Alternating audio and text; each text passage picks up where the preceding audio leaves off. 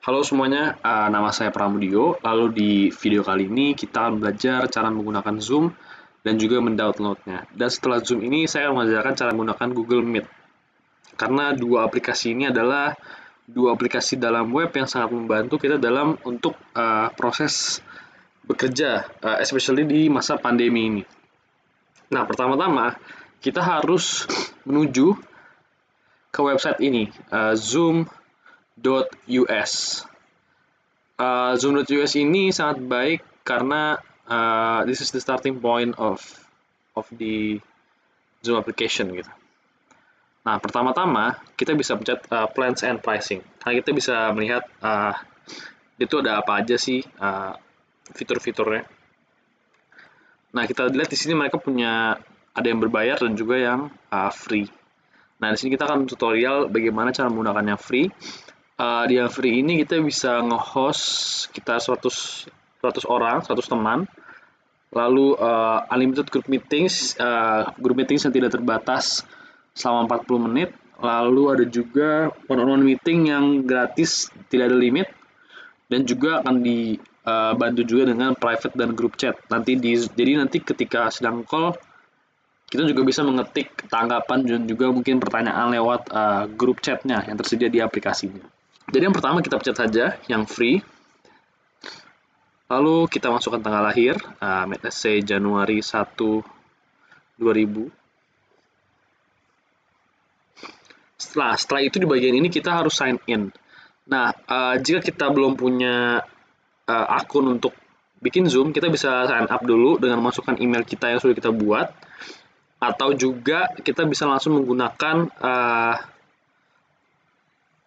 Google Mail kita yang sudah kita daftarkan di laptop masing-masing.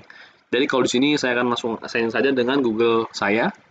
Dan jadi bagi teman-teman yang belum sign in, bisa juga nanti sign up dulu dengan mengetik email kalian di kolom sign up ini. Lalu kita pencet. Ya, di sini saya akan langsung saja pencet akun saya.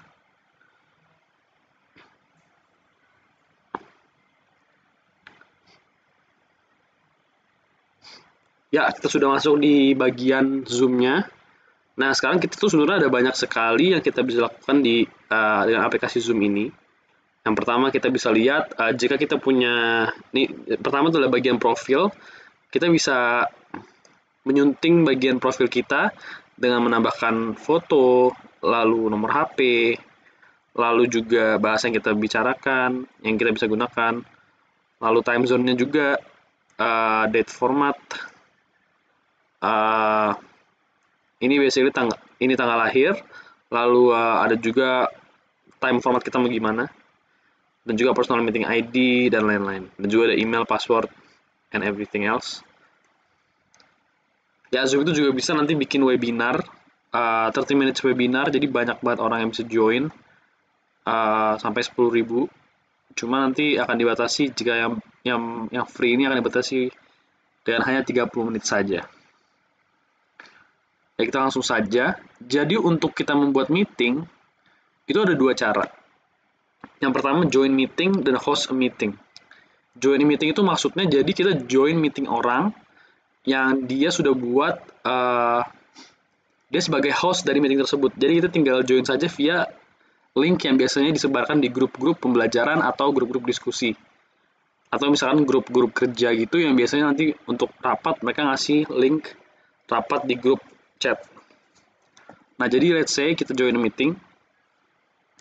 Nanti langsung aja dimasukin meeting ID-nya di dalam kolom ini.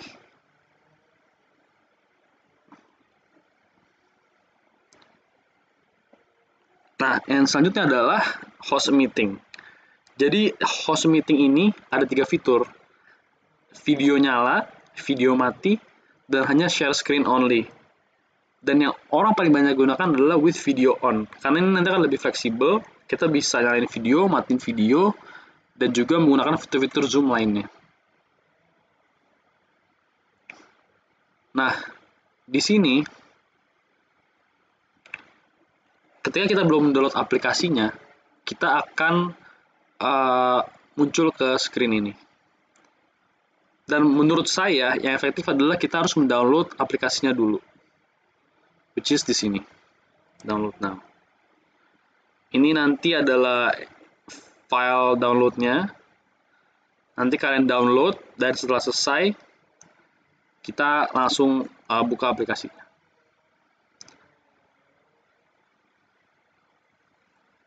Ya, ini saya buka aplikasinya ya.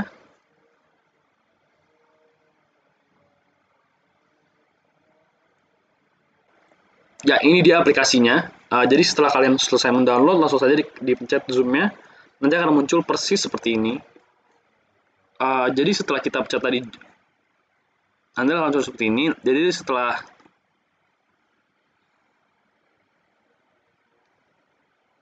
ya, ini dia aplikasinya. Jadi setelah kalian selesai download, nanti akan muncul seperti ini. Basically nanti kita bisa, kita ulang ya. Jadi ketika sudah download, kita langsung bisa untuk make a new meetings dengan aplikasi Zoom ini. Dibuka seperti itu. Langsung ya. Langsung masuk. Ya, jadi di sini ini sangat baik sekali. Karena dengan aplikasi ini kita sangat dipermudah gitu. Kita bisa invite teman, bisa video call dan juga voice call agar rapat akan berjalan lebih lancar. Ya, jadi sekarang saya akan menjelaskan apa aja sih fitur-fitur di Zoom ini yang bisa membantu kita. Jadi pertama, ini adalah bagian mute unmute.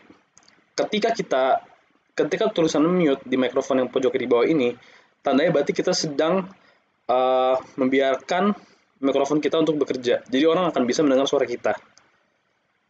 Yang kedua, di sebelahnya adalah start video. Ya, jadi kalau kita nyalain seperti ini, videonya akan nyala. Jadi orang bisa lihat video kita di aplikasi Zoom ini. Kita matikan dulu ya. Nah, ini namanya security. Jadi di security ini kita akan ada banyak sekali apa yang kita bisa lakukan dengan meeting ini. Yang pertama, kita bisa mengunci meeting, jadi orang nggak bisa join. Kedua, ketika kita bisa bikin waiting room. Jadi waiting room itu adalah ketika kita invite orang, dia akan masuk di waiting room dulu. Nanti akan muncul di sebelah sini, which nantinya kita bisa allow mereka mau join apa enggak gitu. Oke.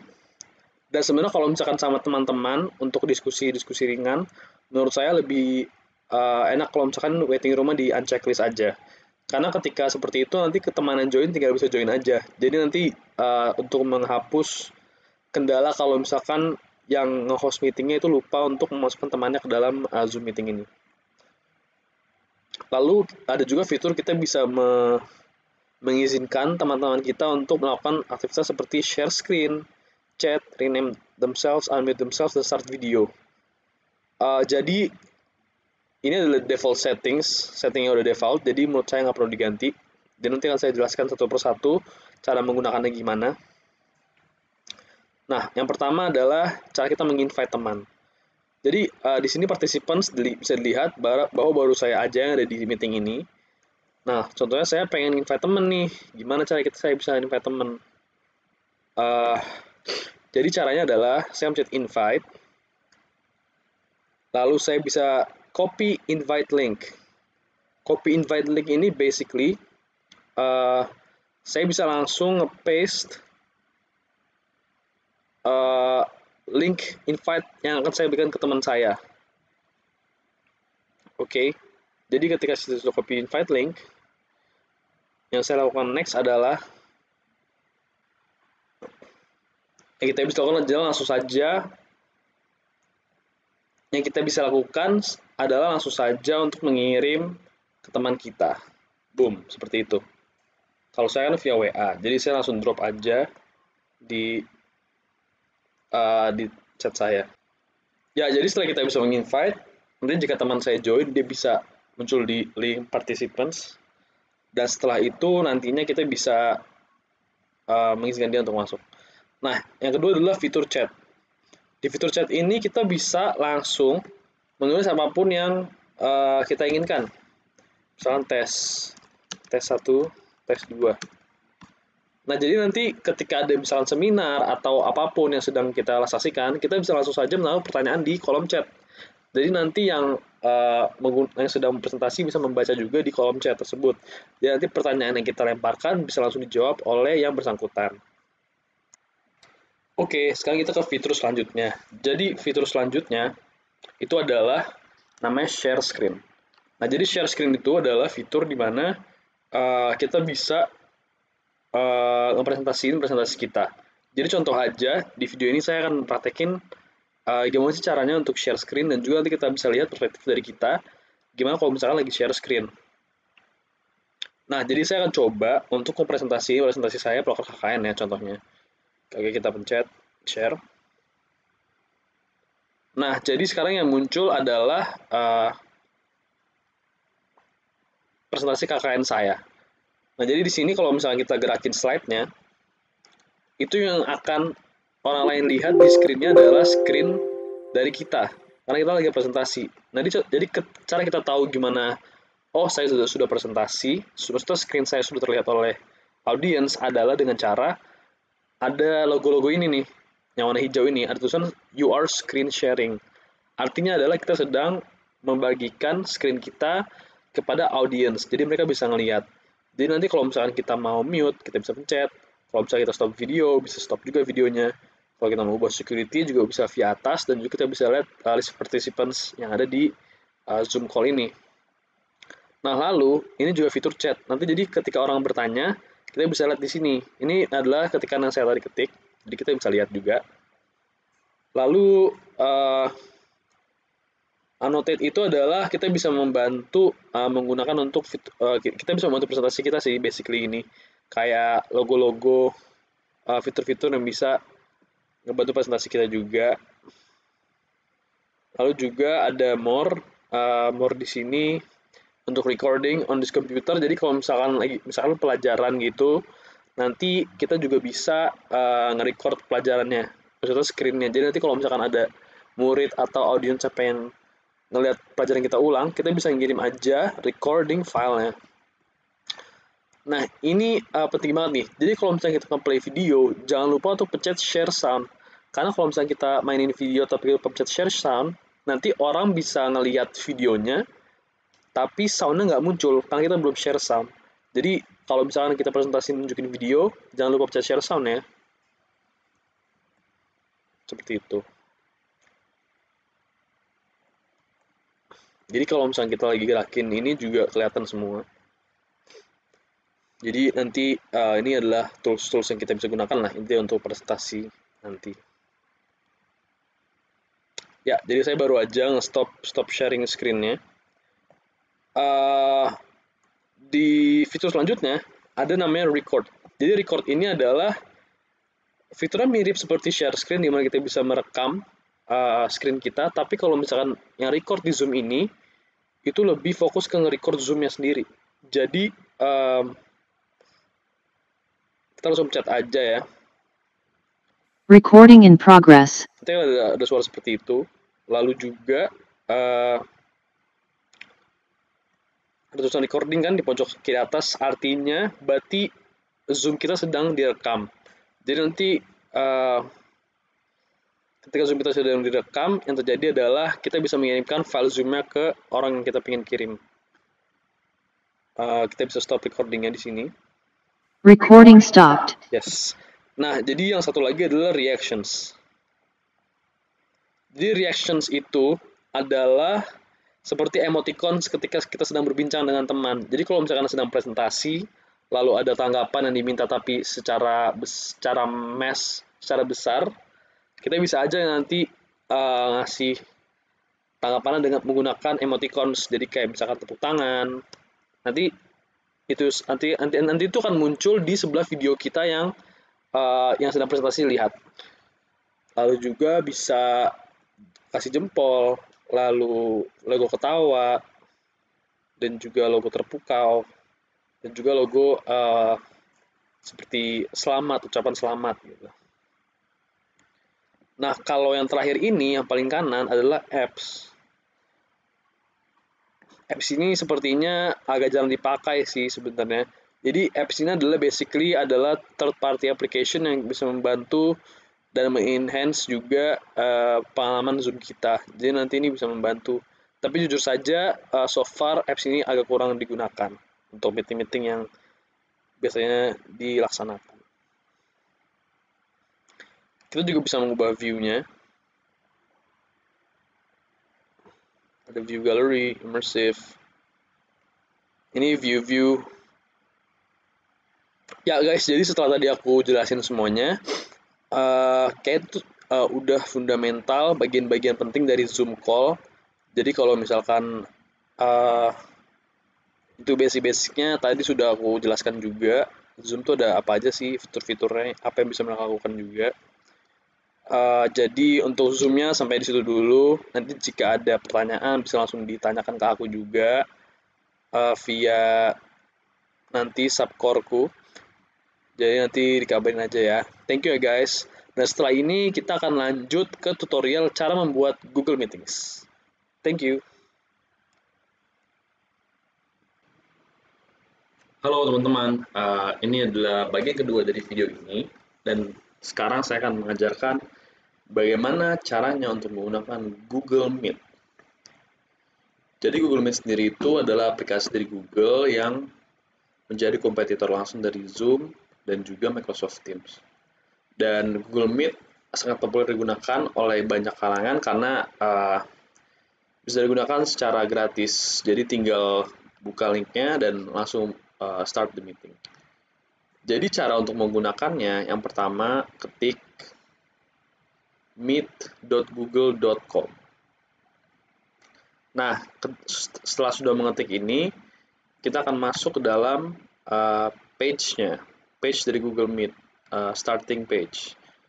Nah, di sini kita itu akan menggunakan akun Google kita. Jadi kalau bisa dilihat di sini kita menggunakan akun kita. Jadi langsung saja untuk memulai meeting baru atau sesi baru kita tinggal pencet tombol New Meetings. Nah, jadi ada 3 opsi di sini. Ada Create Meeting for Later. Ini adalah jika kita pengen bikin meeting tapi buat nanti, jadi di schedulein. Lalu juga Start and Instant Meeting adalah fitur yang paling sering digunakan oleh konsumen karena ketika kita pencet ini, meetingnya akan langsung dimulai. Lalu yang ketiga juga ada schedule in Google Calendar. Jadi ini terintegrasi dengan Google Calendar. Jadi kalau misalkan contoh kalian pakai HP atau lain-lain, nantinya itu akan langsung muncul di notifikasi HP kalian. Jadi dengan itu nanti bisa tinggal langsung pencet deh linknya. Nah, sekarang tuh karena kita ingin belajar cara membuatnya, jadi kita akan lebih fokus ke start an instant meeting. Jadi dipencet aja. Kalau ada notifikasi ini di allow aja, jadi biar mikrofonnya bisa dipakai dan juga kamera bisa dipakai. Nah, jadi kita matiin dulu. Nah, jadi di sini kita bisa lihat ini sangat mirip dengan Zoom. Jadi dia langsung ngasih link meetingnya. Kalau misalnya kita pengen undang teman kita. Jadi contohnya saya pengen undang teman saya nih. Berarti caranya tinggal di copy aja, pencet ini. Lalu tinggal di paste. Boom. Ini kalau saya kirim via WA ya. Jadi kembali mulai dari paling kiri, kita bisa lihat di sini ada tombol turn off microphone. Jadi ini untuk mengaktifkan dan menonaktifkan mikrofon kita. Jadi basically mirip banget sama Zoom, cuma ini tuh lebih beda aja, interface-nya beda-beda sedikit lah. Jadi kalau misalkan kita mau mute, pencet ini merah. Dan kalau misalkan kita pengen audiens bisa dengar suara kita, kita bikin abu-abu di allow ya. Jadi nggak ada tombol, jadi nggak ada logo silangnya. Nah ya selalu adalah turn on kamera. Turn on kamera itu adalah kita ingin mengaktifkan kamera kita. Jadi ini tadi kan saya matiin nih kameranya, jadi nggak muncul kan. Nah kalau misalkan saya mau aktifin, saya pencet aja deh. Ya langsung muncul video saya. Lalu nih turn on caption. Jadi turn on caption tuh kayak jadi muncul kayak semacam subtitles kayak di YouTube gitulah.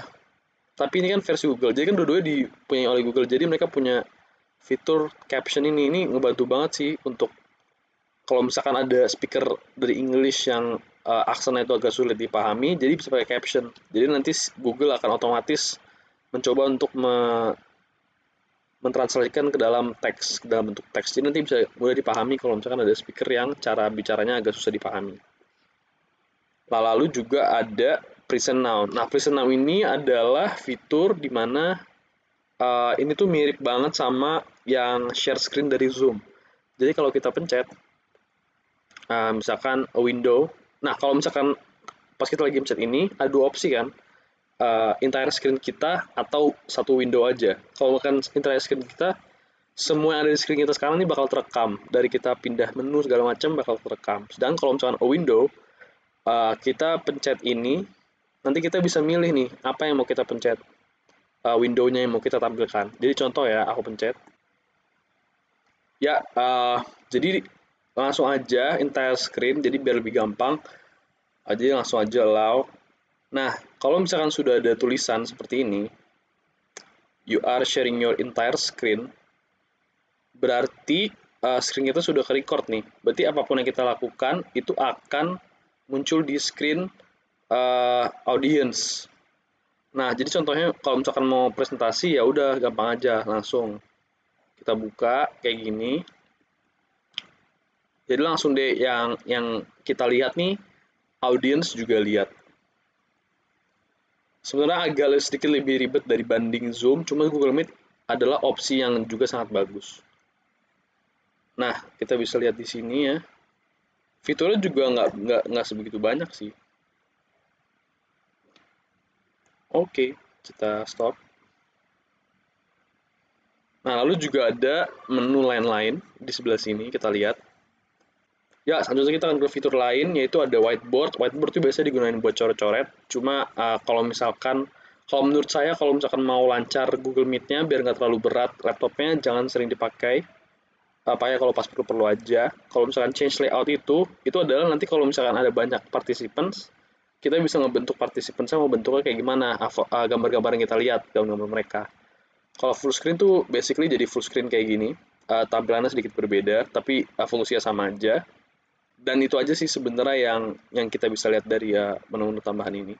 Lalu di sini ada meeting details, kita bisa lihat kodenya. Ini buat kalau mau invite teman lagi bisa juga. Dan ini list participants-nya. Di sini ada saya doang, jadi cuma satu.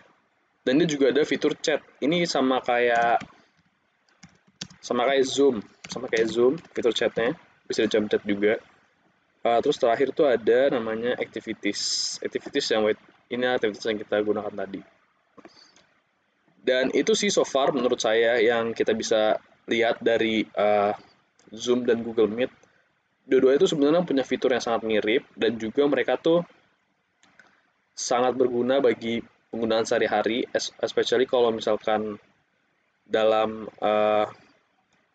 penggunaan yang ekstensif kayak misalkan rapat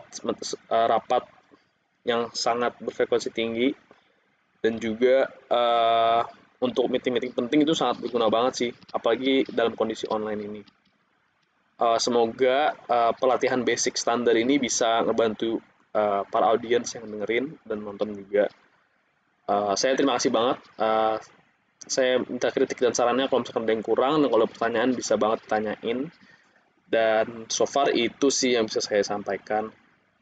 Jadi saya Pramodo Nugroho, terima kasih banyak dan selamat sore teman-teman. Terima kasih.